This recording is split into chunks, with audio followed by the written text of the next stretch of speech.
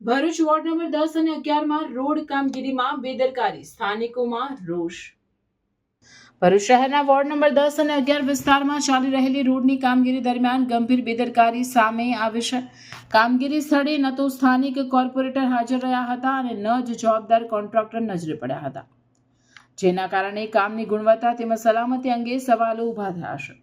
સ્થાનિકોના જણાવ્યા મુજબ કામ ચાલી રહ્યું હોવા છતાં કોઈ દેખરેખ ન હોવાથી રસ્તા પર પડેલા સાધનો અને સામગ્રી જીવલેણ સાબિત થઈ શકે તેવી સ્થિતિ સર્જાઈ હતી। ખાસ કરીને લાલ બજાર વિસ્તારમાં એક હેવી હાઈવા ટ્રક ડ્રાઈવર વિના બેકાબુ બની જતા ભારે અફરાતફરી મચી ગઈ હતી।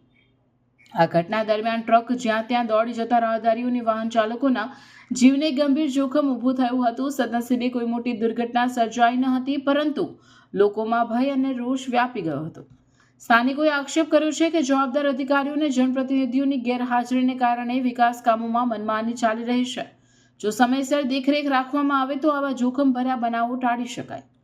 સ્થાનિકોએ માંગ કરી છે કે ભવિષ્યમાં આવા કામ દરમિયાન કોર્પોરેટર અને કોન્ટ્રાક્ટરની નિયમિત હાજરી રાખવામાં આવે તથા કામગીરીની ગુણવત્તા અને સલામતી પર ખાસ ધ્યાન આપવામાં આવે, જેથી જનતાની સુરક્ષા જળવાઈ રહે।